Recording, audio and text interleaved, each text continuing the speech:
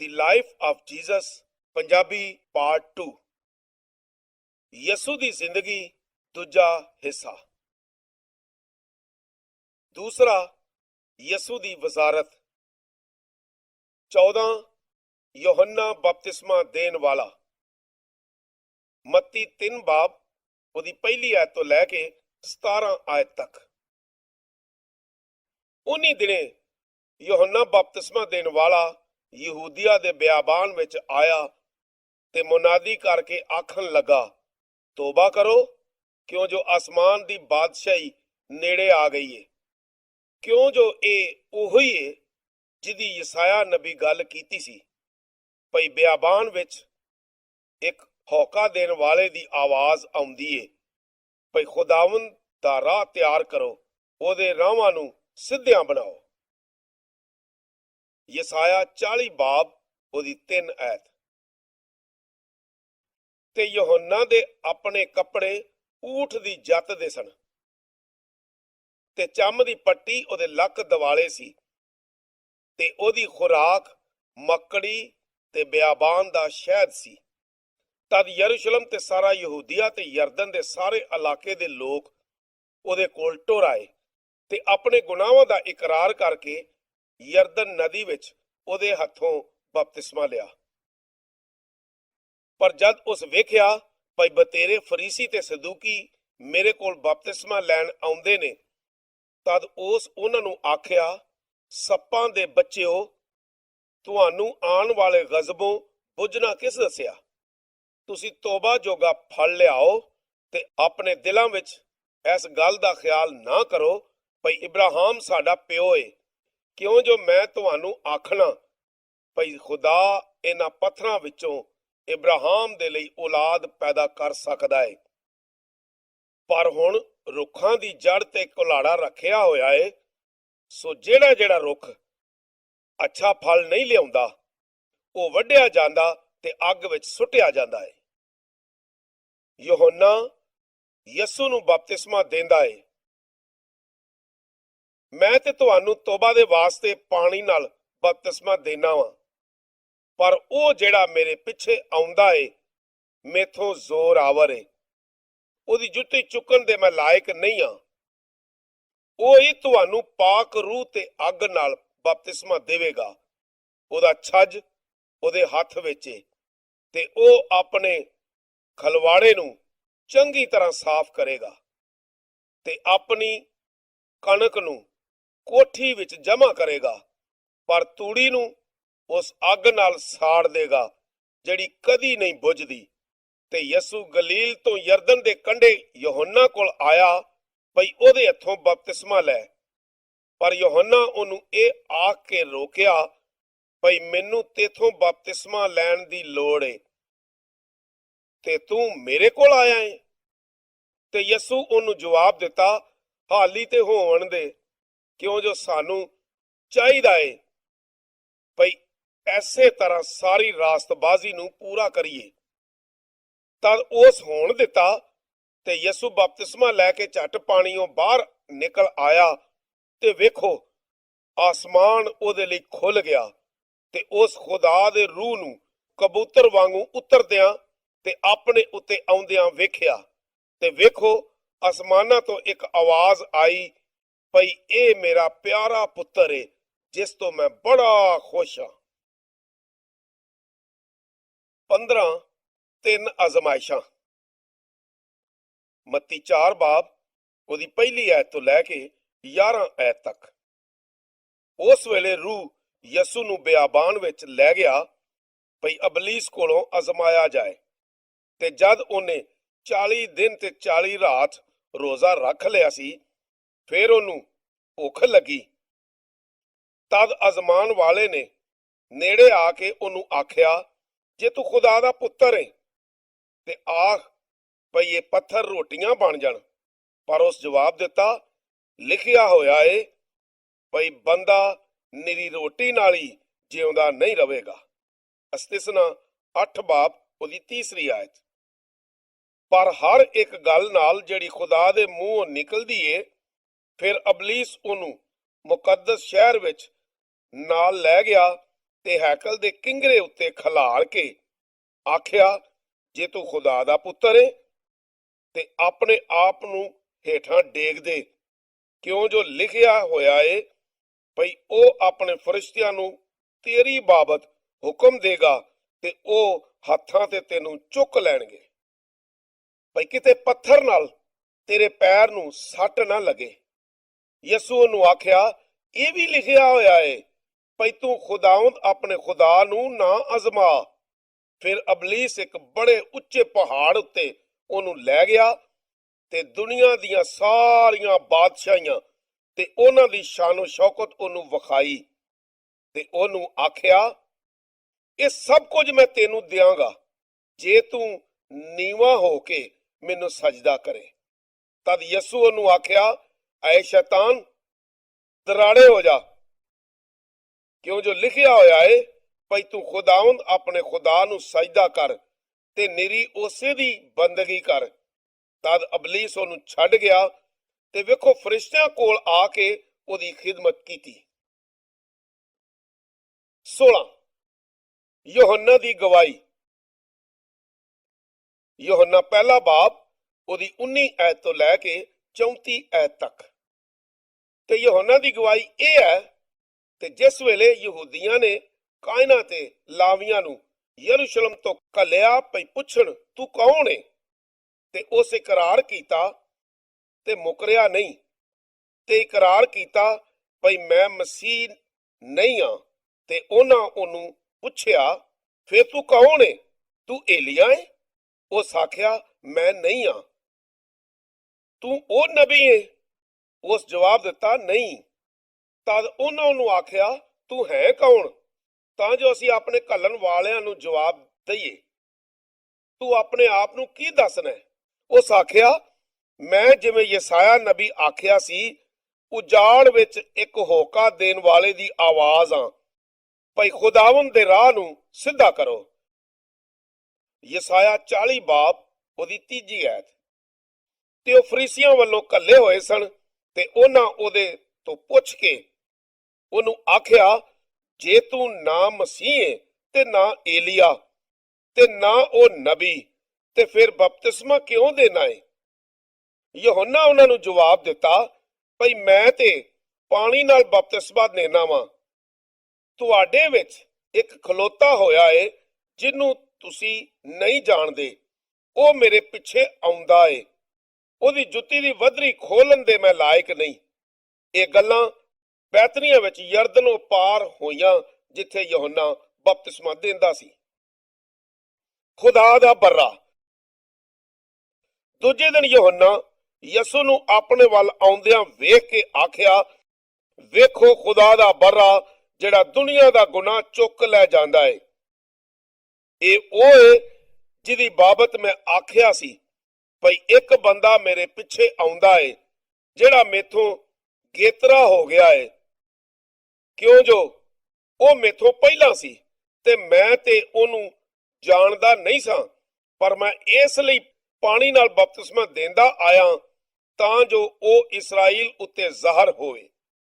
ਤੇ ਯਹੋਨਾ ਇਹ ਆਖ ਕੇ ਗਵਾਹੀ ਦਿੱਤੀ, ਭਈ ਮੈਂ ਰੂਹ ਨੂੰ ਕਬੂਤਰ ਵਾਂਗੂ ਅਸਮਾਨੋਂ ਉਤਰਦਿਆਂ ਵੇਖਿਆ ਏ ਤੇ ਉਹ ਉਹਦੇ ਉੱਤੇ ਠਹਿਰਿਆ ਤੇ ਮੈਂ ਉਹਨੂੰ ਜਾਣਦਾ ਨਹੀਂ ਸਾਂ।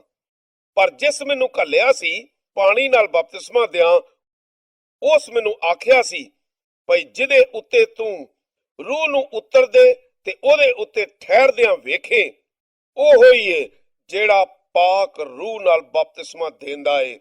ਤੇ ਮੈਂ ਵੇਖਿਆ ਤੇ ਗਵਾਹੀ ਦਿੱਤੀ, ਐ ਭਈ ਉਹ ਖੁਦਾ ਦਾ ਪੁੱਤਰ ਏ।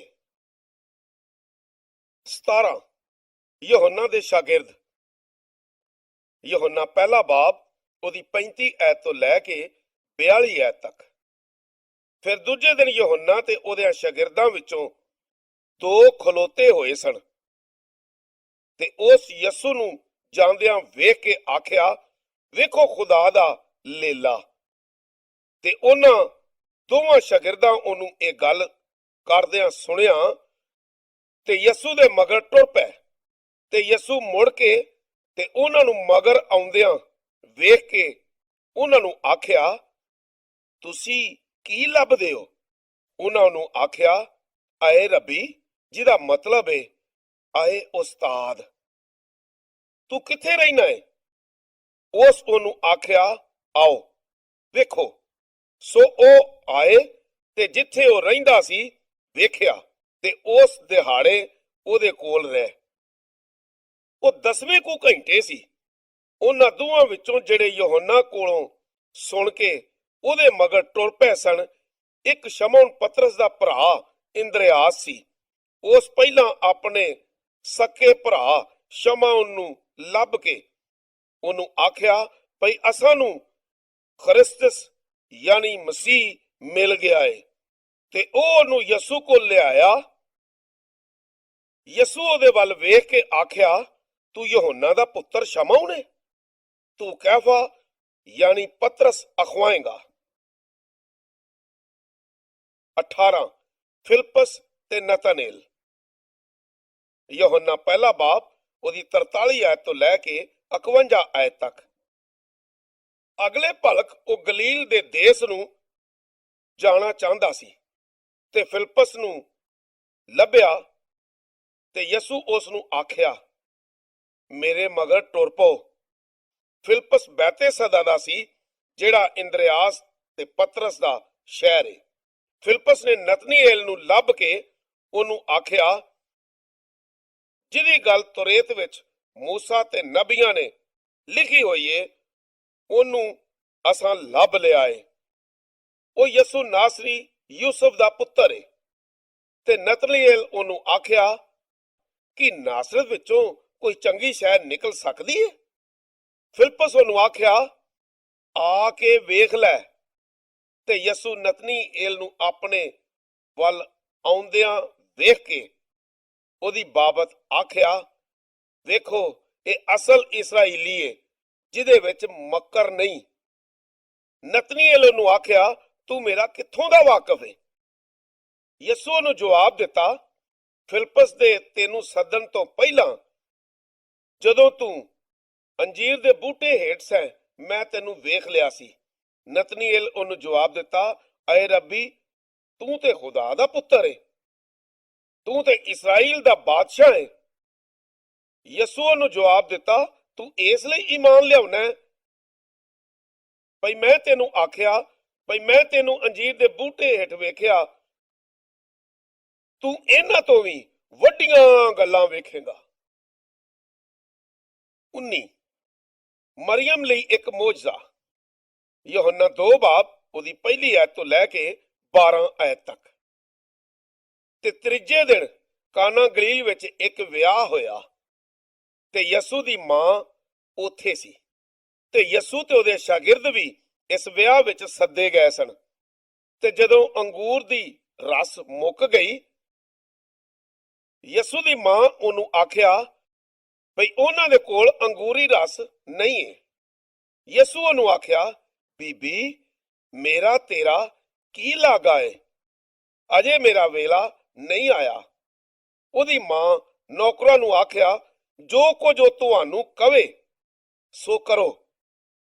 ਤੇ ਉਸ ਥਾਂ ਪੱਥਰ ਦੇ 6 ਮੱਠ ਯਹੂਦੀਆਂ ਦੇ ਨਹਾਉਣ ਧੋਣ ਦੀ ਰਸਮ ਦੇ ਸਬਬੋਂ ਧਰੇ ਹੋਏ ਸਨ, ਭਈ ਇੱਕ ਵਿੱਚ 2 ਜਾਂ 3 ਮਣ ਪੈਂਦੇ ਸਨ। ਯਸੂ ਉਹਨਾਂ ਨੂੰ ਆਖਿਆ, ਮਟਕਿਆਂ ਨੂੰ ਪਾਣੀ ਨਾਲ ਭਰ ਦਿਓ। ਸੋ ਉਹਨਾਂ ਨੇ ਉਹਨਾਂ ਮਟਕਿਆਂ ਨੂੰ ਕੰਢਿਆਂ ਤੀਕਰ ਭਰ ਦਿੱਤਾ। ਤੇ ਉਸ ਉਹਨਾਂ ਨੂੰ ਆਖਿਆ, ਹੁਣ ਕੱਢ ਕੇ ਮਜਲਿਸ ਦੇ ਸਰਦਾਰ ਕੋਲ ਲੈ ਜਾਓ। ਤੇ ਉਹ ਲੈ ਗਏ। ਤੇ ਜਦ ਮਜਲਿਸ ਦੇ ਸਰਦਾਰ ਉਸ ਪਾਣੀ ਨੂੰ ਚਖਿਆ, ਜਿਹੜਾ ਅੰਗੂਰ ਦਾ ਰਸ ਬਣ ਗਿਆ ਸੀ, ਤੇ ਨਹੀਂ ਜਾਣਦਾ ਸੀ ਭਈ ਇਹ ਕਿੱਥੋਂ ਆਈ ਏ, ਪਰ ਨੌਕਰ ਜਿਨ੍ਹਾਂ ਪਾਣੀ ਕੱਢਿਆ ਸੀ ਜਾਣਦੇ ਸਨ। ਤਦ ਮਜਲਿਸ ਦੇ ਸਰਦਾਰ ਨੇ ਲਾੜੇ ਨੂੰ ਸੱਦ ਕੇ ਉਹਨੂੰ ਆਖਿਆ, ਭਈ ਹਰ ਇੱਕ ਬੰਦਾ ਅੰਗੂਰ ਦੇ ਚੰਗੇ ਰਸ ਨੂੰ ਪਹਿਲਾਂ ਅੱਗੇ ਰੱਖਦਾ ਏ, ਤੇ ਮਾੜੀ ਨੂੰ ਉਦੋਂ ਜਦ ਲੋਕ ਨਸ਼ੇ ਵਿੱਚ ਆ ਜਾਂਦੇ ਨੇ, ਪਰ ਤੂੰ ਤੇ ਚੰਗਾ ਰਸ ਹੁਣ ਤੀਕਰ ਰੱਖ ਛੱਡਿਆ ਏ। ਇਹ ਪਹਿਲੀ ਕਰਾਮਾਤ ਯਸੂ ਨੇ ਗਲੀਲ ਦੇ ਕਾਨਾ ਵਿੱਚ ਕੀਤੀ ਤੇ ਆਪਣਾ ਜਲਾਲ ਜ਼ਾਹਰ ਕੀਤਾ। ਤੇ ਉਹਦਿਆਂ ਸ਼ਾਗਿਰਦਾਂ ਉਹਦੇ ਤੇ ਈਮਾਨ ਲਿਆਂਦਾ। ਇਹਦੋਂ ਪਿੱਛੋਂ ਉਹ ਤੇ ਉਹਦੀ ਮਾਂ ਤੇ ਭਰਾ ਤੇ ਉਹਦੇ ਸ਼ਾਗਿਰਦ ਕਫਰਨਹੂਮ ਨੂੰ ਗਏ ਤੇ ਉਥੇ ਕੁਝ ਦਿਨ ਰਹੇ। 20 ਹੈਕਲ ਦੀ ਪਹਿਲੀ ਸਫਾਈ। ਯਹੋਨਾ 2 ਬਾਬ ਉਹਦੀ 13 ਆਇਤ ਤੋਂ ਲੈ ਕੇ 25 ਆਇਤ ਤੱਕ। ਤੇ ਯਹੂਦੀਆਂ ਦੀ ਈਦੇ ਫਸਾ ਨੇੜੇ ਸੀ ਤੇ ਯਸੂ ਯਰੂਸ਼ਲਮ ਨੂੰ ਗਿਆ ਤੇ ਹੈਕਲ ਵਿੱਚ ਬਲਦ ਤੇ ਭੇਡਾਂ ਤੇ ਕਬੂਤਰ ਵੇਚਣ ਵਾਲਿਆਂ ਦੇ ਸਰਾਫਾਂ ਨੂੰ ਬੈਠਿਆਂ ਹੋਇਆਂ ਵੇਖਿਆ। ਤਦ ਉਸ ਰੱਸੀਆਂ ਦਾ ਕੋਲੜਾ ਵੱਟ ਕੇ ਸਾਰਿਆਂ ਨੂੰ ਹੈਕਲ ਵਿੱਚੋਂ ਕੱਢ ਦਿੱਤਾ। ਨਾਲੇ ਭੇਡਾਂ ਤੇ ਡੰਗਰਾਂ ਨੂੰ ਤੇ ਸਰਾਫਾਂ ਦੇ ਟੱਕੇ ਖਿਲਾਰ ਦਿੱਤੇ ਤੇ ਤਖਤੇ ਉਲਟਾ ਸੁੱਟੇ ਤੇ ਕਬੂਤਰ ਵੇਚਣ ਵਾਲਿਆਂ ਨੂੰ ਆਖਿਆ, ਇਹਨਾਂ ਸ਼ੈਵਾਂ ਨੂੰ ਇੱਥੋਂ ਚੁੱਕ ਲਓ, ਮੇਰੇ ਬਾਪ ਦੇ ਘਰ ਨੂੰ ਵਪਾਰ ਦਾ ਘਰ ਨਾ ਬਣਾਓ। ਉਹਦੇ ਸ਼ਾਗਿਰਦਾਂ ਨੂੰ ਯਾਦ ਆ ਗਿਆ ਭਈ ਲਿਖਿਆ ਹੋਇਆ ਏ ਕਿ ਤੇਰੇ ਘਰ ਦੀ ਗੈਰਤ ਮੈਨੂੰ ਖਾ ਜਾਏਗੀ। ਜ਼ਬੂਰ 69 ਉਹਦੀ 9ਵੀਂ ਆਇਤ। ਤਦ ਯਹੂਦੀਆਂ ਉਹਨੂੰ ਜਵਾਬ ਦਿੱਤਾ, ਤੂੰ ਸਾਨੂੰ ਕੀ ਨਿਸ਼ਾਨ ਵਿਖਾਇਆ ਏ ਭਈ ਇਹ ਕੰਮ ਕਰਨਾ ਏ? ਯਸੂ ਉਹਨਾਂ ਨੂੰ ਜਵਾਬ ਦਿੱਤਾ, ਇਸ ਹੈਕਲ ਨੂੰ ਢਾਹ ਦਿਓ ਤੇ ਮੈਂ ਉਹਨੂੰ 3 ਦਿਨਾਂ ਵਿੱਚ ਖੜਾ ਕਰਾਂਗਾ। ਤਦ ਯਹੂਦੀਆਂ ਆਖਿਆ, 44 ਵਰ੍ਹਿਆਂ ਵਿੱਚ ਇਹ ਹੈਕਲ ਬਣੀ ਸੀ ਤੇ ਤੂੰ ਉਹਨੂੰ 3 ਦਿਨਾਂ 'ਚ ਖੜਾ ਕਰੇਂਗਾ? ਪਰ ਉਸ ਆਪਣੇ ਬਦਨ ਦੀ ਹੈਕਲ ਦੀ ਬਾਬਤ ਆਖਿਆ ਸੀ। ਸੋ ਜਦ ਉਹ ਮੁਰਦਿਆਂ ਵਿੱਚੋਂ ਜੀ ਉੱਠਿਆ ਤਦ ਉਹਨਾਂ ਸ਼ਾਗਿਰਦਾਂ ਨੂੰ ਯਾਦ ਆਇਆ ਭਈ ਉਸ ਇਹ ਹੀ ਆਖਿਆ ਸੀ ਤੇ ਪਾਕ ਕਿਤਾਬ ਦਾ ਤੇ ਉਸ ਗੱਲ ਦਾ ਜਿਹੜੀ ਯਸੂ ਆਖੀ ਸੀ ਯਕੀਨ ਕੀਤਾ। ਪਰ ਯਸੂ ਆਪਣੇ ਆਪ ਦਾ ਉਹਨਾਂ ਤੇ ਵਸਾ ਨਹੀਂ ਸੀ ਕਰਦਾ, ਕਿਉਂ ਜੋ ਉਹ ਸਾਰਿਆਂ ਨੂੰ ਜਾਣਦਾ ਸੀ ਤੇ ਉਹਨੂੰ ਲੋੜ ਨਹੀਂ ਸੀ ਭਈ ਕੋਈ ਇਨਸਾਨ ਦੀ ਗਵਾਹੀ ਦੇਵੇ, ਇਸ ਲਈ ਭਈ ਉਹ ਆਪ ਜਾਣਦਾ ਸੀ ਭਈ ਇਨਸਾਨ ਦੇ ਦਿਲ ਵਿੱਚ ਕੀ ਏ। 21 ਨਿਕੋਦੀਮਸ। ਯਹੋਨਾ 3 ਬਾਬ ਉਹਦੀ ਪਹਿਲੀ ਆਇਤ ਤੋਂ ਲੈ ਕੇ 21 ਆਇਤ ਤੱਕ। ਤੇ ਫਰੀਸੀਆਂ ਵਿੱਚੋਂ ਇੱਕ ਬੰਦਾ ਨਿਕੋਦੀਮਸ ਕਰਕੇ ਯਹੂਦੀਆਂ ਦਾ ਇੱਕ ਸਰਦਾਰ ਸੀ। ਉਹ ਰਾਤ ਦੇ ਵੇਲੇ ਉਹਦੇ ਕੋਲ ਆਇਆ ਤੇ ਉਹਨੂੰ ਆਖਿਆ, ਐ ਰੱਬੀ, ਅਸੀਂ ਜਾਣਦੇ ਹਾਂ ਭਈ ਤੂੰ ਖੁਦਾ ਵੱਲੋਂ ਉਸਤਾਦ ਹੋ ਕੇ ਆਇਆ ਏ, ਕਿਉਂ ਜੋ ਇਹ ਕਰਾਮਾਤਾਂ ਜਿਹੜੀਆਂ ਤੂੰ ਕਰਨਾ ਏ ਕੋਈ ਨਹੀਂ ਕਰ ਸਕਦਾ ਜੇ ਖੁਦਾ ਉਹਦੇ ਨਾਲ ਨਾ ਹੋਵੇ। ਯਸੂਆ ਨੂੰ ਜਵਾਬ ਦਿੱਤਾ, ਮੈਂ ਤੈਨੂੰ ਸੱਚ ਸੱਚ ਆਖਣਾ, ਕੋਈ ਬੰਦਾ ਜੇ ਨਵੇਂ ਸਿਰਿਓਂ ਨਾ ਜੰਮੇ ਉਹ ਖੁਦਾ ਦੀ ਬਾਦਸ਼ਾਹੀ ਨੂੰ ਵੇਖ ਨਹੀਂ ਸਕਦਾ। ਨਿਕੋਦੀਮਸ ਉਹਨੂੰ ਆਖਿਆ, ਬੰਦਾ ਜਦ ਬੁੱਢਾ ਹੋ ਗਿਆ ਤੇ ਉਹ ਕਿਵੇਂ ਜੰਮ ਸਕਦਾ ਏ? ਕੋਈ ਆਪਣੀ ਮਾਂ ਦੇ ਢਿੱਡ ਵਿੱਚ ਦੂਜੀ ਵਾਰੀ ਜਾ ਸਕਦਾ ਤੇ ਜੰਮ ਸਕਦਾ?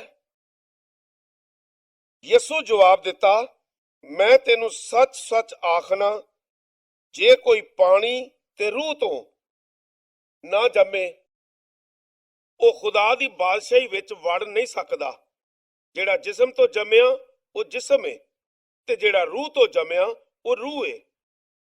ਅਚਨਬੇ ਵਿੱਚ ਨਾ ਪਵੋ ਭਈ ਮੈਂ ਤੈਨੂੰ ਆਖਿਆ ਭਈ ਤੁਹਾਨੂੰ ਨਵੇਂ ਸਿਰਿਓਂ ਜੰਮਣਾ ਜ਼ਰੂਰ ਏ।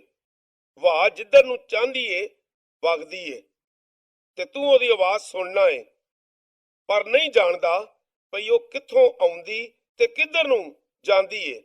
ਜਿਹੜਾ ਕੋਈ ਰੂਹ ਤੋਂ ਜੰਮਿਆ ਇਹੋ ਜਿਹਾ ਹੀ ਏ। ਨਿਕੋਦੀਮਸ ਉਹਨੂੰ ਆਖਿਆ, ਇਹ ਗੱਲਾਂ ਕਿਵੇਂ ਹੋ ਸਕਦੀਆਂ ਨੇ? ਯਸੂ ਉਹਨੂੰ ਜਵਾਬ ਦਿੱਤਾ, ਤੂੰ ਇਸਰਾਈਲ ਦਾ ਉਸਤਾਦ ਹੋ ਕੇ ਇਹ ਗੱਲਾਂ ਨਹੀਂ ਜਾਣਦਾ?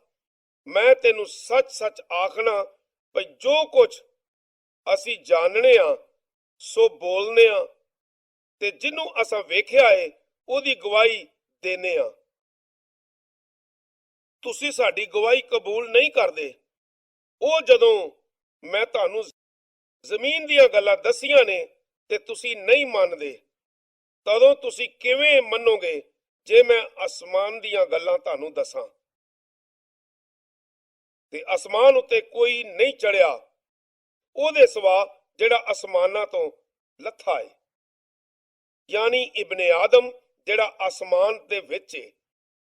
ਤੇ ਜਿਵੇਂ ਮੂਸਾ ਨੇ ਸੱਪ ਨੂੰ ਬਿਆਬਾਨ ਵਿੱਚ ਉੱਚਾ ਕੀਤਾ, ਉਸੇ ਤਰ੍ਹਾਂ ਜ਼ਰੂਰ ਹੈ ਭਈ ਇਬਨ ਆਦਮ ਵੀ ਉੱਚਾ ਕੀਤਾ ਜਾਏ, ਤਾਂ ਜੋ ਜਿਹੜਾ ਕੋਈ ਈਮਾਨ ਲਿਆਵੇ ਉਹਨੂੰ ਉਹਦੇ ਵਿੱਚ ਸਦਾ ਦੀ ਜ਼ਿੰਦਗੀ ਮਿਲੇ।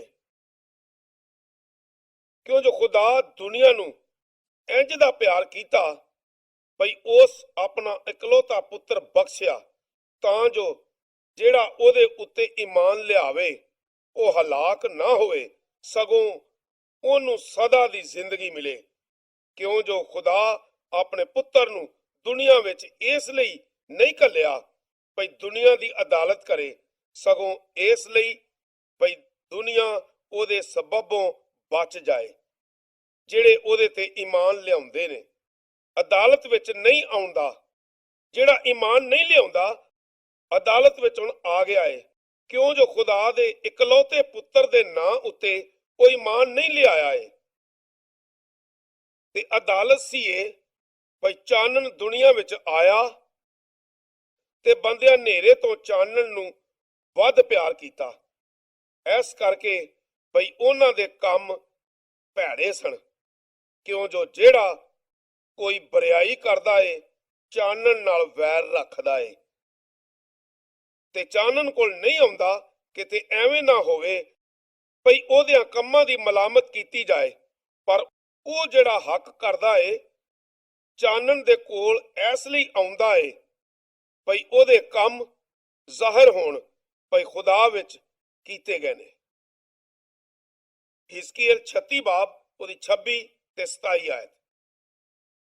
ਤੇ ਤੁਹਾਨੂੰ ਨਵਾਂ ਦਿਲ ਬਖਸ਼ਾਂਗਾ ਤੇ ਨਵੀਂ ਰੂਹ ਤੁਹਾਡੇ ਬਾਤਨ ਵਿੱਚ ਪਾਵਾਂਗਾ ਤੇ ਤੁਹਾਡੇ ਜਿਸਮ ਵਿੱਚੋਂ ਸੰਗੀਨ ਦਿਲ ਨੂੰ ਕੱਢ ਦਵਾਂਗਾ ਤੇ ਗੋਸ਼ਤੀਨ ਦਿਲ ਤੁਹਾਨੂੰ ਦਵਾਂਗਾ ਤੇ ਮੈਂ ਆਪਣੀ ਰੂਹ ਤੁਹਾਡੇ ਬਾਤਨ ਵਿੱਚ ਪਾਵਾਂਗਾ ਤੇ ਤੁਹਾਡੇ ਕੋਲੋਂ ਆਪਣੇ ਆਇਨ ਦੀ ਪੈਰਵੀ ਕਰਾਵਾਂਗਾ ਤੇ ਤੁਸੀਂ ਮੇਰੇ ਹੁਕਮਾਂ ਤੇ ਅਮਲ ਕਰੋਗੇ ਤੇ ਪੂਰਾ ਕਰੋਗੇ।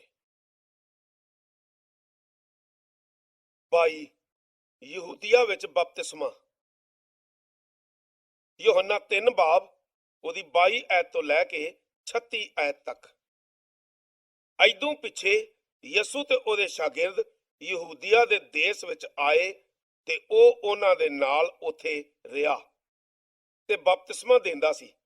ਤੇ ਯੋਹੰਨਾ ਵੀ ਸ਼ਾਲੀਮ ਦੇ ਨੇੜੇ ਐਨੂਨ ਵਿੱਚ ਬਪਤਿਸਮਾ ਦਿੰਦਾ ਸੀ, ਇਸ ਲਈ ਭਈ ਉਸ ਥਾਂ ਬਹੁਤ ਪਾਣੀ ਸੀ ਤੇ ਲੋਕ ਆਉਂਦੇ ਤੇ ਬਪਤਿਸਮਾ ਲੈਂਦੇ ਸਨ।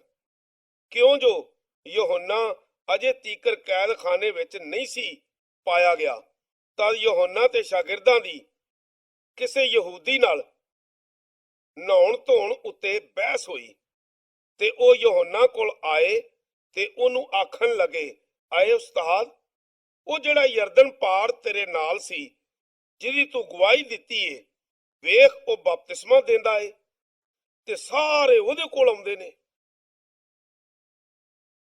ਯੋਹੰਨਾ ਦੀ ਗਵਾਹੀ। ਯੋਹੰਨਾ ਆਖਿਆ, ਬੰਦਾ ਕੁਝ ਨਹੀਂ ਕਰ ਸਕਦਾ ਜਿੰਨਾ ਚਿਰ ਉਹਨੂੰ ਅਸਮਾਨੋਂ ਦਿੱਤਾ ਨਾ ਜਾਵੇ। ਤੁਸੀਂ ਆਪ ਹੀ ਮੇਰੀ ਗਵਾਹੀ ਦਿੰਦੇ ਹੋ। ਆਖਿਆ ਸੀ ਭਈ ਮੈਂ ਮਸੀਹ ਨਹੀਂ ਹਾਂ, ਪਰ ਉਹਦੇ ਅੱਗੇ ਘੱਲਿਆ ਹੋਇਆ ਹਾਂ। ਜਿਹਦੇ ਕੋਲ ਵਹੁਟੀ ਏ ਉਹ ਲਾੜਾ ਹੁੰਦਾ ਏ, ਪਰ ਲਾੜੇ ਦਾ ਯਾਰ ਜਿਹੜਾ ਖਲੋ ਕੇ ਉਹਦੀ ਗੱਲ ਸੁਣਦਾ ਏ, ਲਾੜੇ ਦੀ ਆਵਾਜ਼ ਨਾਲ ਬੜਾ ਖੁਸ਼ ਹੁੰਦਾ ਏ। ਸੋ ਮੇਰੀ ਇਹ ਖੁਸ਼ੀ ਪੂਰੀ ਹੋਈ ਏ। ਜ਼ਰੂਰ ਏ ਭਈ ਉਹ ਵਧੇ ਤੇ ਮੈਂ ਘਟਾਂ। ਉਹ ਜਿਹੜਾ ਉੱਤੋਂ ਆਉਂਦਾ ਏ ਸਾਰਿਆਂ ਤੋਂ ਉੱਤੇ ਏ। ਉਹ ਜਿਹੜਾ ਜ਼ਮੀਨੋਂ ਏ ਤੇ ਜ਼ਮੀਨ ਦੀ ਗੱਲ ਕਰਦਾ ਏ। ਉਹ ਜਿਹੜਾ ਅਸਮਾਨੋਂ ਆਉਂਦਾ ਏ ਸਾਰਿਆਂ ਤੋਂ ਉੱਤੇ ਆ। ਤਾਂ ਜੋ ਕੁਝ ਉਸ ਵੇਖਿਆ ਤੇ ਸੁਣਿਆ ਉਹਦੀ ਗਵਾਹੀ ਦਿੰਦਾ ਏ ਤੇ ਉਹਦੀ ਗਵਾਹੀ ਕੋਈ ਨਹੀਂ ਮੰਨਦਾ। ਜਿਸ ਉਹਦੀ ਗਵਾਹੀ ਮੰਨੀ ਏ ਉਹਨੇ ਉਸ ਗੱਲ ਉੱਤੇ ਮੋਹਰ ਕੀਤੀ ਏ ਭਈ ਖੁਦਾ ਸੱਚਾ ਏ, ਕਿਉਂ ਜੋ ਜਿਹਨੂੰ ਖੁਦਾ ਘੱਲਿਆ ਉਹ ਖੁਦਾ ਦੀਆਂ ਗੱਲਾਂ ਕਰਦਾ ਏ। ਇਸ ਲਈ ਭਈ ਉਹ ਰੂਹ ਮਿਣ ਕੇ ਨਹੀਂ ਦਿੰਦਾ। ਬਾਪ ਪੁੱਤਰ ਨੂੰ ਪਿਆਰ ਕਰਦਾ ਏ ਤੇ ਉਹ ਸਾਰੀਆਂ ਸ਼ੈਵਾਂ ਉਹਦੇ ਹੱਥ ਵਿੱਚ ਕਰ ਦਿੱਤੀਆਂ ਨੇ। ਜਿਹੜਾ ਪੁੱਤਰ ਉੱਤੇ ਈਮਾਨ ਲਿਆਉਂਦਾ ਏ ਸਦਾ ਦੀ ਜ਼ਿੰਦਗੀ ਉਹਦੀ ਏ, ਪਰ ਜਿਹੜਾ ਪੁੱਤਰ ਨੂੰ ਨਹੀਂ ਮੰਨਦਾ ਉਹ ਤੇ ਜ਼ਿੰਦਗੀ ਨਹੀਂ ਵੇਖੇਗਾ, ਸਗੋਂ ਖੁਦਾ ਦਾ ਕਹਿਰ ਉਹਦੇ ਉੱਤੇ ਰਹਿੰਦਾ ਏ। 23 ਸਾਮਰੀਆ ਦੀ ਇੱਕ ਔਰਤ।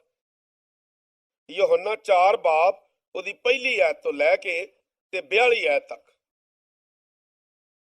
ਸੋ ਜਦ ਖੁਦਾਵੰਦ ਨੂੰ ਮਾਲੂਮ ਹੋਇਆ ਭਈ ਫਰੀਸੀਆਂ ਇਹ ਸੁਣਿਆ ਭਈ ਯਿਸੂ ਯਹੋਨਾ ਨਾਲੋਂ ਵੱਧ ਸ਼ਾਗਿਰਦ ਬਣਾਉਂਦਾ ਏ ਤੇ ਬਪਤਿਸਮਾ ਦਿੰਦਾ ਏ, ਭਾਵੇਂ ਯਿਸੂ ਆਪੇ ਤੇ ਨਹੀਂ ਪਰ ਉਹਦੇ ਸ਼ਾਗਿਰਦ ਬਪਤਿਸਮਾ ਦਿੰਦੇ ਸਨ, ਤਦ ਉਹ ਯਹੂਦੀਆ ਨੂੰ ਛੱਡ ਕੇ ਫਿਰ ਗਲੀਲ ਨੂੰ ਮੁੜ ਗਿਆ ਤੇ ਉਹਨੂੰ ਸਾਮਰੀਆ ਦੇ ਵਿੱਚੋਂ ਹੋ ਕੇ ਜਾਣਾ ਜ਼ਰੂਰ ਸੀ।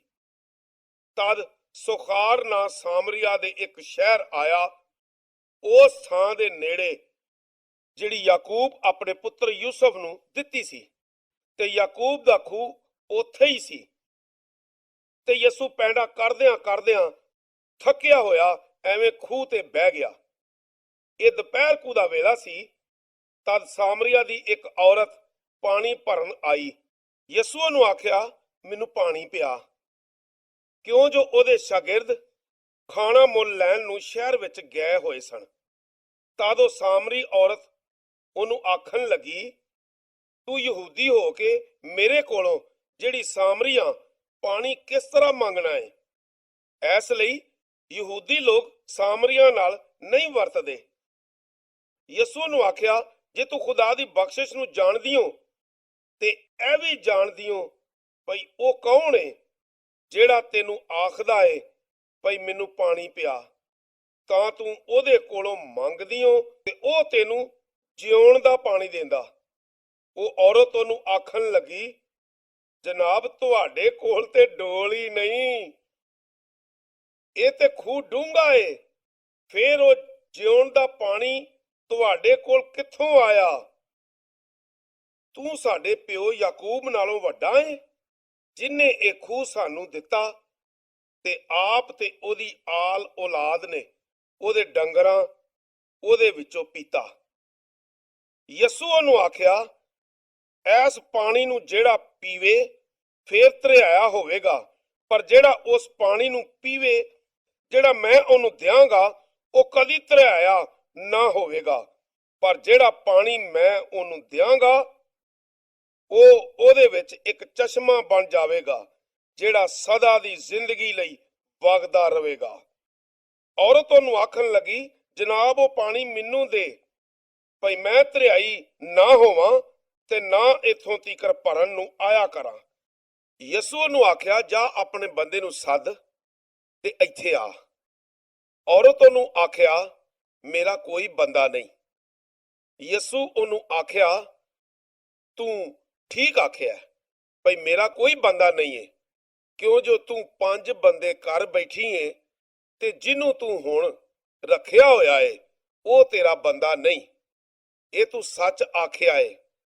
ਔਰਤ ਉਹਨੂੰ ਆਖਣ ਲੱਗੀ, ਆਏ ਖੁਦਾਵੰਦ, ਮੈਨੂੰ ਮਾਲੂਮ ਹੁੰਦਾ ਏ ਭਈ ਤੂੰ ਨਬੀ ਏ। ਸਾਡੇ ਵੱਡਿਆਂ ਇਸ ਪਹਾੜ ਉੱਤੇ ਬੰਦਗੀ ਕੀਤੀ, ਪਰ ਤੁਸੀਂ ਆਖਦੇ ਹੋ ਭਈ ਉਹ ਥਾਂ ਜਿੱਥੇ ਬੰਦਗੀ ਕਰਨੀ ਚਾਹੀਦੀ ਏ ਯਰੂਸ਼ਲਮ ਵਿੱਚ ਏ। ਯਿਸੂ ਨੂੰ ਆਖਿਆ, ਬੀਬੀ ਮੇਰੀ ਗੱਲ ਮੰਨ, ਉਹ ਵੇਲਾ ਆਉਂਦਾ ਹੈ ਜਦੋਂ ਨਾ ਇਸ ਪਹਾੜ ਉੱਤੇ ਤੇ ਨਾ ਯਰੂਸ਼ਲਮ ਵਿੱਚ ਤੁਸੀਂ ਬਾਪ ਦੀ ਬੰਦਗੀ ਕਰੋਗੇ। ਤੁਸੀਂ ਜਿਹਨੂੰ ਨਹੀਂ ਜਾਣਦੇ ਉਹਦੀ ਬੰਦਗੀ ਕਰਦੇ ਹੋ, ਅਸੀਂ ਜਿਹਨੂੰ ਜਾਣਦੇ ਹਾਂ ਉਹਦੀ ਬੰਦਗੀ ਕਰਨੇ ਆ। ਇਸ ਲਈ ਭਈ ਨਜਾਤ ਯਹੂਦੀਆਂ ਵਿੱਚੋਂ ਏ। ਹੁਣ ਵੇਲਾ ਆਉਂਦਾ ਏ ਤੇ ਹੁਣੇ ਜਦੋਂ ਸੱਚੇ ਭਗਤ ਰੂਹ ਤੇ ਸਚਾਈ ਨਾਲ ਬਾਪ ਦੀ ਬੰਦਗੀ ਕਰਨਗੇ, ਕਿਉਂ ਜੋ ਬਾਪ ਅਜਿਹਿਆਂ ਨੂੰ ਚਾਹੁੰਦਾ ਏ ਭਈ ਉਹਦੀ ਬੰਦਗੀ ਕਰਨ। ਖੁਦਾ ਰੂਹ ਏ ਤੇ ਜਿਹੜੇ ਉਹਦੀ ਬੰਦਗੀ ਕਰਦੇ ਨੇ ਉਹਨਾਂ ਨੂੰ ਚਾਹੀਦਾ ਏ ਭਈ ਰੂਹ ਤੇ ਸੱਚਾਈ ਨਾਲ ਬੰਦਗੀ ਕਰਨ। ਔਰਤ ਉਹਨੂੰ ਆਖਣ ਲੱਗੀ, ਮੈਂ ਜਾਣਦੀ ਹਾਂ ਭਈ ਮਸੀਹ ਜਿਹਨੂੰ ਖਰਸਤਸ ਆਖਦੇ ਨੇ ਆਉਣ ਵਾਲਾ ਏ, ਤੇ ਉਹ ਜਦ ਆਵੇਗਾ ਸਾਨੂੰ ਸਾਰੀਆਂ ਗੱਲਾਂ ਦੀ ਖਬਰ ਦੇਵੇਗਾ। ਯਿਸੂ ਉਹਨੂੰ ਆਖਣ ਲੱਗਾ, ਮੈਂ ਜਿਹੜਾ ਤੇਰੇ ਨਾਲ ਬੋਲਣਾ ਆ ਉਹੋ ਹੀ ਆ। ਇੰਨੇ ਨੂੰ ਉਹਦੇ ਸ਼ਾਗਿਰਦ ਆ ਗਏ ਤੇ ਹੈਰਾਨ ਹੋਏ ਪਏ, ਉਹ ਔਰਤ ਨਾਲ ਗੱਲਾਂ ਕਰਦਾ ਹੈ। ਤਦ ਵੀ ਕਿਸੇ ਨਾ ਆਖਿਆ ਭਈ ਤੂੰ ਕੀ ਚਾਹਨਾ ਏ। ਤਦ ਔਰਤ ਆਪਣਾ ਘੜਾ ਛੱਡ ਕੇ ਸ਼ਹਿਰ ਦੇ ਵਿੱਚ ਗਈ ਤੇ ਲੋਕਾਂ ਨੂੰ ਆਖਣ ਲੱਗੀ, ਆਓ ਇੱਕ ਬੰਦੇ ਨੂੰ ਵੇਖੋ ਜਿਹਨੇ ਜੋ ਕੁਝ ਮੈਂ ਕੀਤਾ ਏ ਸਭੋ ਮੈਨੂੰ ਦੱਸ ਦਿੱਤਾ ਹੈ। ਕੀ ਇਹ ਹੀ ਮਸੀਹ ਨਹੀਂ? ਉਹ ਲੋਕ ਸ਼ਹਿਰੋਂ ਨਿਕਲ ਕੇ ਉਹਦੇ ਕੋਲ ਆਉਣ ਲੱਗੇ। ਇੰਨੇ ਵਿੱਚ ਸ਼ਾਗਿਰਦਾਂ ਅਰਜ਼ ਕੀਤੀ, ਭਈ ਐ ਰੱਬੀ ਕੁਝ ਖਾ ਲੈ। ਪਰ ਉਸ ਉਹਨਾਂ ਨੂੰ ਆਖਿਆ, ਮੇਰੇ ਕੋਲ ਖਾਣ ਵਾਸਤੇ ਅਜਿਹਾ ਖਾਣਾ ਏ ਜਿਹਨੂੰ ਤੁਸੀਂ ਨਹੀਂ ਜਾਣਦੇ। ਐਸ ਕਰਕੇ ਸ਼ਾਗਿਰਦ ਆਪੋ ਵਿੱਚ ਆਖਣ ਲੱਗੇ, ਕੋਈ ਉਹਨੂੰ ਖਾਣ ਨੂੰ ਤੇ ਨਹੀਂ ਦੇ ਗਿਆ। ਯਿਸੂ ਉਹਨਾਂ ਨੂੰ ਆਖਿਆ, ਮੇਰਾ ਖਾਣਾ ਇਹ ਏ ਭਈ ਆਪਣੇ ਘੱਲਣ ਵਾਲੇ ਦੀ ਮਰਜ਼ੀ ਉੱਤੇ ਚੱਲਾਂ ਤੇ ਉਹਦਾ ਕੰਮ ਪੂਰਾ ਕਰਾਂ। ਤੁਸੀਂ ਨਹੀਂ ਆਖਦੇ ਭਈ 4 ਮਹੀਨਿਆਂ ਨੂੰ ਵਾਢੀ ਹੋਵੇਗੀ। ਵੇਖੋ ਮੈਂ ਤੁਹਾਨੂੰ ਆਖਣਾ ਆ, ਆਪਣੀਆਂ ਅੱਖਾਂ ਚੁੱਕੋ ਤੇ ਪੈਲੀਆਂ ਨੂੰ ਵੇਖੋ ਭਈ ਉਹ ਵਾਢੀ ਲਈ ਹੁਣ ਵੀ ਪੱਕੀਆਂ ਨਹੀਂ। ਵੱਢਣ ਵਾਲੇ ਨੂੰ ਮਜ਼ਦੂਰੀ ਮਿਲਦੀ ਏ ਤੇ ਉਹ ਸਦਾ ਦੀ ਜ਼ਿੰਦਗੀ ਲਈ ਫਲ ਇਕੱਠਾ ਕਰਦਾ ਏ, ਤਾਂ ਜੋ ਭੇਜਣ ਵਾਲਾ ਤੇ ਵੱਢਣ ਵਾਲਾ ਰਲ ਕੇ ਖੁਸ਼ੀ ਕਰਨ ਤੇ ਉਹਦੇ ਉੱਤੇ ਇਹ ਆਖਣ, ਠੀਕ ਆਉਂਦਾ ਏ ਭਈ ਭੇਜੇ ਕੋਈ ਤੇ ਵੱਢੇ ਕੋਈ। ਮੈਂ ਤੁਹਾਨੂੰ ਵੱਢਣ ਨੂੰ ਘੱਲਿਆ ਜਿਹਦੀ ਤੁਸੀਂ ਮਿਹਨਤ ਨਹੀਂ ਕੀਤੀ ਏ। ਹੋਰ ਨਾ ਮਿਹਨਤ ਕੀਤੀ ਤੇ ਤੁਸੀਂ ਉਹਦੀ ਮਿਹਨਤ ਵਿੱਚ ਰਲ ਗਏ ਹੋ। ਬਤੇਰੇ ਸਾਮਰੀ ਲੋਕਾਂ ਦਾ ਈਮਾਨ ਲਿਆਉਣਾ। ਤੇ ਉਸ ਸ਼ਹਿਰ ਵਿੱਚ ਬਤੇਰੇ ਸਾਮਰੀ ਲੋਕ ਉਸ ਔਰਤ ਦੀ ਗਵਾਹੀ ਦੇ ਸਬਬ ਉਹਦੇ ਉੱਤੇ ਈਮਾਨ ਲਿਆਏ। ਭਈ ਉਸ ਆਖਿਆ, ਜੋ ਕੁਝ ਮੈਂ ਕੀਤਾ ਉਹ ਸਭੋ ਕੁਝ ਮੈਨੂੰ ਦੱਸ ਦਿੱਤਾ। ਸੋ ਸਾਮਰੀ ਜਦ ਉਹਦੇ ਕੋਲ ਆਏ ਤਦ ਅਰਜ਼ ਕੀਤੀ, ਭਈ ਸਾਡੇ ਕੋਲ ਹੀ ਰਹੋ। ਤੇ ਉਹ 2 ਦਿਨ ਉੱਥੇ ਰਿਹਾ। ਤੇ ਹੋਰ ਬਤੇਰੇ ਉਹਦੇ ਕਲਾਮ ਦੇ ਸਬਬ ਈਮਾਨ ਲਿਆਏ ਤੇ ਉਹਨਾਂ ਔਰਤ ਨੂੰ ਆਖਿਆ, ਹੁਣ ਤੇਰੇ ਹੀ ਆਖਣ ਨਾਲ ਅਸੀਂ ਨਹੀਂ ਮੰਨਦੇ, ਇਸ ਲਈ ਵੀ ਅਸਾਂ ਆਪੇ ਹੀ ਸੁਣਿਆ ਏ ਤੇ ਮਾਲੂਮ ਕੀਤਾ ਭਈ ਇਹ ਠੀਕ ਦੁਨੀਆ ਦਾ ਬਚਾਉਣ ਵਾਲਾ ਏ। 24 ਨਾਸਰਤ ਵਿੱਚ ਰੱਦ ਕੀਤਾ ਜਾਣਾ। ਲੂਕਾ 4 ਬਾਬ ਉਹਦੀ 14 ਆਇਤ ਤੋਂ ਲੈ ਕੇ 30 ਆਇਤ ਤੱਕ। ਤੇ ਯਿਸੂ ਰੂਹ ਦੀ ਕੁਦਰਤ ਨਾਲ ਗਲੀਲ ਦੇਸ ਨੂੰ ਮੁੜਿਆ ਤੇ ਸਾਰੇ ਆਲੇ ਦੁਆਲੇ ਦੇ ਮੁਲਕ ਵਿੱਚ ਉਹਦੀਆਂ ਧੁੰਮਾਂ ਪੈ ਗਈਆਂ ਤੇ ਉਹ ਉਹਨਾਂ ਦੀਆਂ ਇਬਾਦਤ ਖਾਨਿਆਂ ਵਿੱਚ ਸਿਖਾਉਂਦਾ ਰਿਹਾ ਤੇ ਸਾਰੇ ਲੋਕਾਂ ਕੋਲੋਂ ਉਹਦੀ ਵਡਿਆਈ ਹੋਈ। ਫਿਰ ਉਹ ਨਾਸਰਤ ਨੂੰ ਆਇਆ ਜਿੱਥੇ ਪਲਿਆ ਸੀ ਤੇ ਆਪਣੇ ਦਸਤੂਰ ਦੇ ਸਬਬੋਂ ਸਬਤ ਦੇ ਦਿਨ ਇਬਾਦਤ ਖਾਨੇ ਵਿੱਚ ਗਿਆ ਤੇ ਪੜ੍ਹਨ ਲਈ ਖਲੋ ਗਿਆ। ਤੇ ਯਸਾਇਆ ਨਬੀ ਦੀ ਕਿਤਾਬ ਉਹਨੂੰ ਦਿੱਤੀ ਗਈ ਤੇ ਕਿਤਾਬ ਖੋਲ ਕੇ ਉਹ ਥਾਂ ਕੱਢੀ ਜਿੱਥੇ ਇਹ ਲਿਖਿਆ ਹੋਇਆ ਸੀ, ਭਈ ਖੁਦਾਵੰਦ ਦਾ ਰੂਹ ਮੇਰੇ ਉੱਤੇ ਆ, ਉਸ ਐਸ ਕਰਕੇ ਮੈਨੂੰ ਮਸਾ ਕੀਤਾ ਭਈ ਗਰੀਬਾਂ ਨੂੰ ਖੁਸ਼ਖਬਰੀ ਦਿਆਂ। ਉਸ ਮੈਨੂੰ ਘੱਲਿਆ ਭਈ ਕੈਦੀਆਂ ਨੂੰ ਛੁਟਕਾਰੇ ਦੀ ਤੇ ਅੰਨ੍ਹਿਆਂ ਨੂੰ ਸਜਾਖਿਆ ਹੋਣ ਦੀ ਖਬਰ ਸੁਣਾਵਾਂ ਤੇ ਮਾਰਿਆਂ ਕੁੱਟਿਆਂ ਨੂੰ ਖਲਾਸੀ ਦਿਆਂ ਤੇ ਖੁਦਾਵੰਦ ਦੀ ਮਨਜ਼ੂਰੀ ਦੇ ਵਰੇ ਦੀ ਖਬਰ ਸੁਣਾਵਾਂ। ਤੇ ਕਿਤਾਬ ਬੰਦ ਕਰਕੇ ਟਹਿਲੀਏ ਨੂੰ ਦਿੱਤੀ ਤੇ ਬਹਿ ਗਿਆ। ਤੇ ਜਿੰਨੇ ਇਬਾਦਤ ਖਾਨੇ ਵਿੱਚ ਸਨ ਸਾਰਿਆਂ ਦੀ ਨਿਗਾਹ ਉਹਦੇ ਉੱਤੇ ਲੱਗੀ ਹੋਈ ਸੀ। ਤਾਦੋ ਉਹਨਾਂ ਨੂੰ ਆਖਣ ਲੱਗਾ ਭਈ ਅੱਜ ਇਹ ਨਵਿਸ਼ਤਾ ਤੁਹਾਡੇ ਸਾਹਮਣੇ ਪੂਰਾ ਹੋ ਗਿਆ ਏ ਤੇ ਸਾਰਿਆਂ ਉਹਦੇ ਤੇ ਗਵਾਹੀ ਦਿੱਤੀ। ਯਸਾਇਆ 61 ਬਾਬ ਉਹਦੀ ਪਹਿਲੀ ਆਇਤ ਤੋਂ ਲੈ ਕੇ ਦੂਸਰੀ ਆਇਤ ਤੱਕ। ਤੇ ਉਹਨਾਂ ਫਜ਼ਲ ਵਾਲੀਆਂ ਗੱਲਾਂ ਨੂੰ ਜਿਹੜੀਆਂ ਉਹਦੇ ਮੂੰਹੋਂ ਨਿਕਲੀਆਂ ਸਨ, ਹੈਰਾਨ ਹੋ ਕੇ ਆਖਿਆ, ਇਹ ਯੂਸਫ ਦਾ ਪੁੱਤਰ ਨਹੀਂ ਹੈ? ਉਹਨਾਂ ਨੂੰ ਆਖਿਆ, ਤੁਸੀਂ ਇਹ ਅੱਖਾਂ ਜ਼ਰੂਰ ਮੇਰੇ ਉੱਤੇ ਆਖੋਗੇ ਭਈ ਇਹ ਹਕੀਮਾਂ ਆਪਣੇ ਆਪ ਨੂੰ ਚੰਗਿਆਂ ਕਰ, ਜੋ ਕੁਝ ਅਸਾਂ ਕੁਫਰਨਹੂਮ ਵਿੱਚ ਕਰਦਿਆਂ ਸੁਣਿਆ, ਇੱਥੇ ਆਪਣੇ ਵਤਨ ਵਿੱਚ ਵੀ ਕਰ। ਤੇ ਉਸ ਆਖਿਆ, ਮੈਂ ਤੁਹਾਨੂੰ ਸੱਚ ਆਖਣਾ ਭਈ ਕੋਈ ਨਬੀ ਆਪਣੇ ਵਤਨ ਵਿੱਚ ਮਨਜ਼ੂਰ ਨਹੀਂ ਹੁੰਦਾ। ਮੈਂ ਤੁਹਾਨੂੰ ਸੱਚ ਆਖਣਾ ਭਈ ਜਦ ਏਲੀਆ ਦੇ ਵੇਲੇ 3.5 ਵਰਿਆਂ ਤੀਕਰ ਅਸਮਾਨ ਬੰਦ ਰਿਹਾ, ਭਈ ਸਾਰੇ ਮੁਲਕ ਵਿੱਚ ਬੜਾ ਕਾਲ ਪਿਆ। ਤਦ ਇਸਰਾਈਲ ਵਿੱਚ ਬਥੇਰੀਆਂ ਬੇਵਾ ਜ਼ਨਾਨੀਆਂ ਸਨ, ਪਰ ਏਲੀਆ ਉਹਨਾਂ ਵਿੱਚੋਂ ਕਿਸੇ ਕੋਲ ਨਾ ਘੱਲਿਆ ਗਿਆ।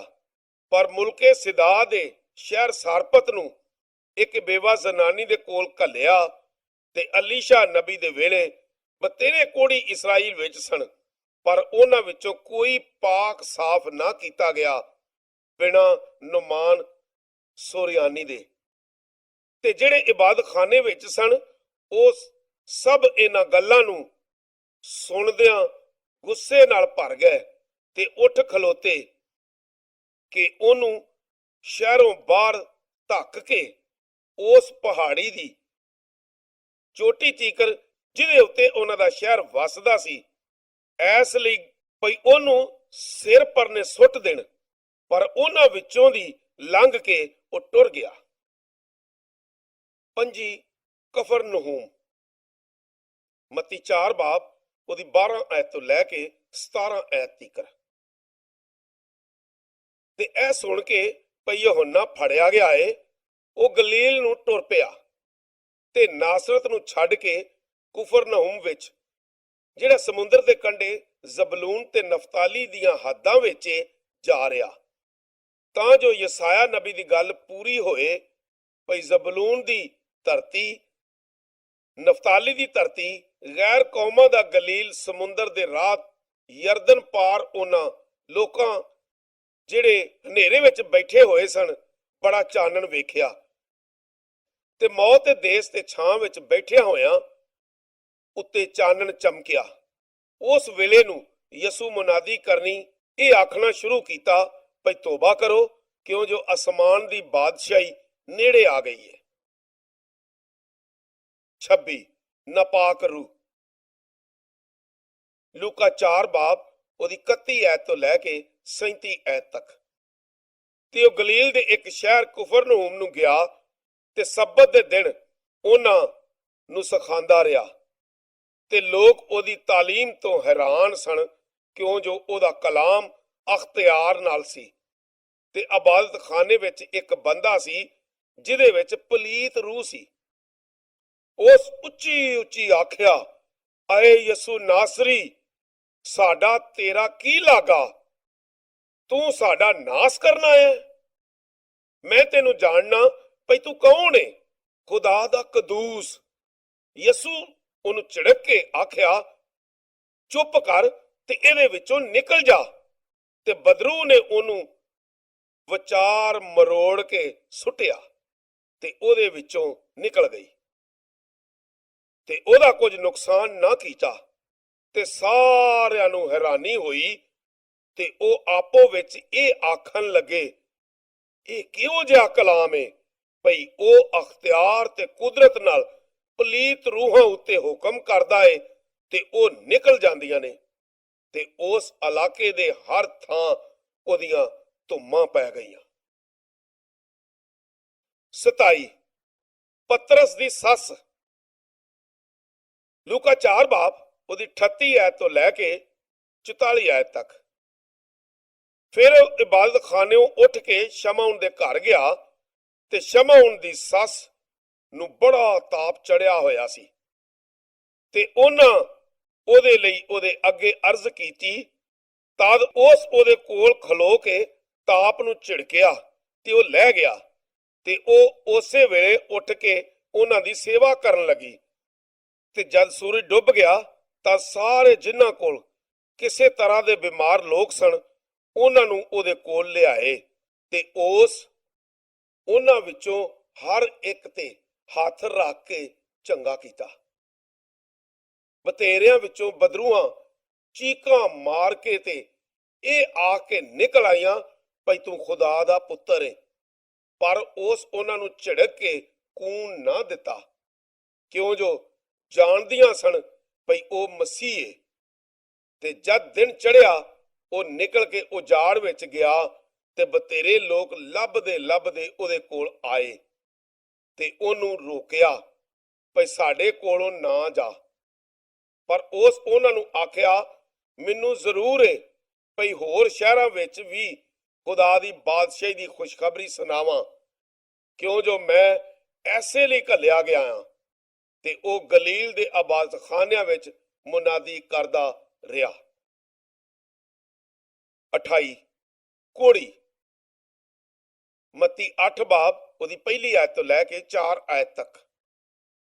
ਤੇ ਜਦ ਉਹ ਉਸ ਪਹਾੜੋਂ ਉਤਰਿਆ ਬਤੇਰੇ ਲੋਕ ਉਹਦੇ ਮਗਰ ਟੁਰ ਪਏ ਤੇ ਵੇਖੋ ਇੱਕ ਕੋੜੇ ਅੱਗੇ ਹੋ ਕੇ ਉਹਨੂੰ ਸਜਦਾ ਕਰਕੇ ਆਖਿਆ, ਖੁਦਾਵੰਦ ਜੇ ਤੂੰ ਚਾਹੇ ਤੇ ਮੈਨੂੰ ਪਾਕ ਸਾਫ਼ ਕਰ ਸਕਣਾ ਏ। ਤੇ ਹੱਥ ਵਧਾ ਕੇ ਉਹਨੂੰ ਛੂਹਿਆ ਤੇ ਆਖਿਆ, ਮੈਂ ਚਾਹਨਾ ਆ, ਤੂੰ ਪਾਕ ਸਾਫ਼ ਹੋ ਜਾ। ਤੇ ਉਸੇ ਹੀ ਵੇਲੇ ਉਹਦਾ ਕੋੜ ਸਾਫ਼ ਹੋ ਗਿਆ।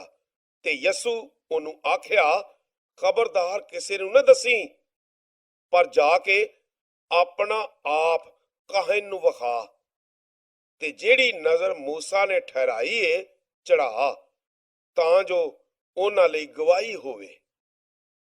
ਇਬਾਰ 13-14। 29 ਪਤਰਸ ਤੇ ਇੰਦਰਿਆਸ। ਲੂਕਾ 5 ਬਾਬ ਉਹਦੀ ਪਹਿਲੀ ਆਇਤ ਤੋਂ ਲੈ ਕੇ 11 ਆਇਤ ਤੱਕ।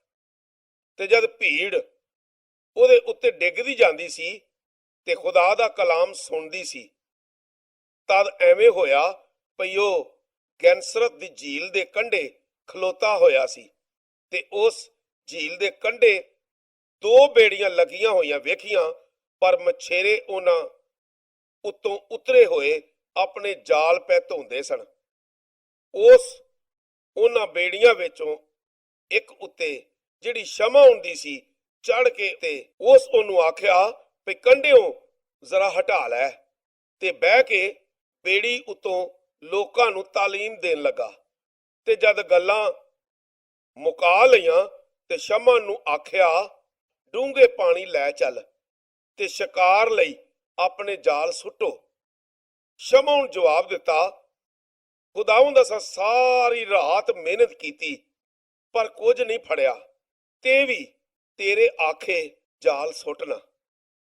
ਤੇ ਜਦ ਉਹਨਾਂ ਇਹ ਕੀਤਾ ਤੇ ਢੇਰ ਸਾਰੀਆਂ ਮੱਛਲੀਆਂ ਘੇਰ ਲਈਆਂ ਤੇ ਉਹਨਾਂ ਦੇ ਜਾਲ ਫਟਣ ਲੱਗੇ। ਤਦ ਉਹਨਾਂ ਆਪਣੇ ਸੰਗੀਆਂ ਨੂੰ ਜਿਹੜੇ ਦੂਜੀ ਬੇੜੀ ਉੱਤੇ ਸਨ ਸੈਨਤ ਮਾਰੀ ਭਈ ਆਓ ਤੇ ਸਾਡੀ ਮਦਦ ਕਰੋ। ਉਹ ਆਏ ਤੇ ਦੋਵੇਂ ਬੇੜੀਆਂ ਇੰਨੀਆਂ ਭਰ ਦਿੱਤੀਆਂ ਭਈ ਡੁੱਬਣ ਲੱਗੀਆਂ। ਸ਼ਮੌਨ ਪਤਰਸ ਇਹ ਵੇਖ ਕੇ ਯਸੂ ਦੇ ਪੈਰੀਂ ਪੈ ਕੇ ਆਖਿਆ, ਐ ਖੁਦਾਵੰਦ ਮੇਰੇ ਕੋਲੋਂ ਟੁਰ ਜਾ, ਕਿਉਂ ਜੋ ਮੈਂ ਗੁਨਾਹਗਾਰ ਬੰਦਾ ਆ।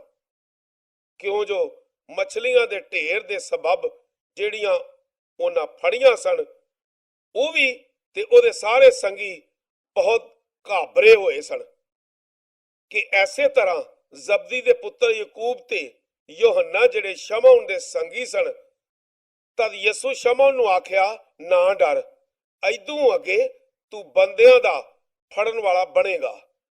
ਉਹ ਬੇੜੀਆਂ ਕੰਢੇ ਉੱਤੇ ਖਿੱਚ ਲਿਆਏ ਤੇ ਸਭ ਛੱਡ ਕੇ ਉਹਦੇ ਮਗਰ ਟੁਰ ਪਏ। 30 ਮਫਲੂਜ ਬੰਦਾ। ਲੂਕਾ 5 ਬਾਬ ਉਹਦੀ 17 ਆਇਤ ਤੋਂ ਲੈ ਕੇ 26 ਆਇਤ ਤੱਕ। ਤੇ ਇੱਕ ਦਿਨ ਐਵੇਂ ਹੋਇਆ ਕਿ ਜਿਸ ਵੇਲੇ ਉਹ ਪਿਆ ਸਿਖਾਉਂਦਾ ਸੀ, ਫਰੀਸੀ ਤੇ ਸ਼ਰੀਅਤ ਦੇ ਸਿਖਾਉਣ ਵਾਲੇ ਜਿਹੜੇ ਗਲੀਲ ਦੇ ਹਰ ਇੱਕ ਪਿੰਡ ਤੇ ਯਹੂਦੀਆ ਤੇ ਯਰੂਸ਼ਲਮ ਤੋਂ ਆਏ ਸਨ, ਉੱਥੇ ਬੈਠੇ ਹੋਏ ਸਨ ਤੇ ਖੁਦਾਵੰਦ ਦੀ ਕੁਦਰਤ ਸ਼ਿਫਾ ਦੇਣ ਲਈ ਉਹਦੇ ਨਾਲ ਸੀ। ਤੇ ਵੇਖੋ ਕਈ ਬੰਦੇ ਮੰਜੀ ਉੱਤੇ ਚੁੱਕ ਕੇ ਇੱਕ ਬੰਦੇ ਨੂੰ ਜਿਹੜਾ ਝੂਲੇ ਦਾ ਮਾਰਿਆ ਹੋਇਆ ਸੀ ਲਈ ਆਉਂਦੇ ਸਨ ਤੇ ਹੀਲਾ ਕਰਦੇ ਸਨ ਭਈ ਉਹਨੂੰ ਅੰਦਰ ਲਿਆਵੇ ਤੇ ਉਹਦੇ ਅੱਗੇ ਰੱਖੇ। ਤੇ ਜਦ ਭੀੜ ਦੇ ਸਬਬੋਂ ਉਹਨੂੰ ਅੰਦਰ ਲੈ ਜਾਣ ਦਾ ਰਾਹ ਨਾ ਲੱਭਿਆ ਤੇ ਉਹ ਕੋਠੇ ਉੱਤੇ ਚੜ ਗਏ ਤੇ ਖਪਰੇਲਾਂ ਦੇ ਵਿੱਚੋਂ ਦੀ ਉਹਨੂੰ ਮੰਜੀ ਸਣੇ ਵਿਚਕਾਰ ਯਿਸੂ ਦੇ ਅੱਗੇ ਲਮਕਾ ਦਿੱਤਾ। ਉਸ ਉਹਨਾਂ ਦਾ ਈਮਾਨ ਵੇਖ ਕੇ ਆਖਿਆ, ਐ ਬੰਦਿਆ, ਤੇਰੇ ਗੁਨਾਹ ਬਖਸ਼ੇ ਗਏ। ਤਦ ਫੱਕੀ ਤੇ ਫਰੀਸੀ ਇਹ ਆ ਕੇ ਫੁਸਫਸਾਣ ਲੱਗੇ, ਭਈ ਇਹ ਕੁਫਰ ਬਕਣ ਵਾਲਾ ਕੌਣ ਏ? ਖੁਦਾ ਬਾਝੋਂ ਗੁਨਾਹ ਨੂੰ ਕੌਣ ਬਖਸ਼ ਸਕਦਾ ਹੈ? ਯਿਸੂ ਉਹਨਾਂ ਦਾ ਖਿਆਲ ਜਾਣ ਕੇ ਉਹਨਾਂ ਨੂੰ ਆਖਿਆ, ਤੁਸੀਂ ਆਪਣੇ ਦਿਲਾਂ ਵਿੱਚ ਕੀ ਸੋਚਦੇ ਹੋ? ਕਿਹੜੀ ਗੱਲ ਆਸਾਨ ਏ, ਇਹ ਆਖਣਾ ਭਈ ਤੇਰੇ ਗੁਨਾਹ ਬਖਸ਼ੇ ਗਏ, ਜਾਂ ਇਹ ਆਖਣਾ ਭਈ ਉੱਠ ਤੇ ਟੁਰ ਫਿਰ? ਪਰ ਇਸ ਲਈ ਭਈ ਤੁਸੀਂ ਜਾਣੋ ਭਈ ਇਬਨੇ ਆਦਮ ਨੂੰ ਧਰਤੀ ਉੱਤੇ ਗੁਨਾਹ ਬਖਸ਼ਣ ਦਾ ਅਖਤਿਆਰ ਏ। ਉਸ ਮਫਲੂਜ ਨੂੰ ਆਖਿਆ, ਮੈਂ ਤੈਨੂੰ ਆਖਣਾ ਭਈ ਉੱਠ ਤੇ ਆਪਣੀ ਮੰਜੀ ਲੈ ਕੇ ਘਰ ਜਾ। ਉਹ ਉਸੇ ਵੇਲੇ ਉਹਨਾਂ ਦੇ ਅੱਗੇ ਉੱਠਿਆ ਤੇ ਜਿਹਦੇ ਉੱਤੇ ਪਿਆ ਹੋਇਆ ਸੀ ਉਹਨੂੰ ਚੁੱਕ ਕੇ ਖੁਦਾ ਦੀ ਵਡਿਆਈ ਕਰਦਾ ਹੋਇਆ ਆਪਣੇ ਘਰ ਟੁਰ ਗਿਆ। ਤਦ ਉਹ ਸਾਰੇ ਬੜੇ ਹੈਰਾਨ ਹੋਏ ਤੇ ਖੁਦਾ ਦੀ ਵਡਿਆਈ ਕਰਨ ਲੱਗੇ ਤੇ ਬੜੇ ਡਰ ਕੇ ਆਖਣ ਲੱਗੇ, ਅੱਜ ਅਸਾਂ ਅਚਰਜ ਕੰਮ ਵੇਖੇ।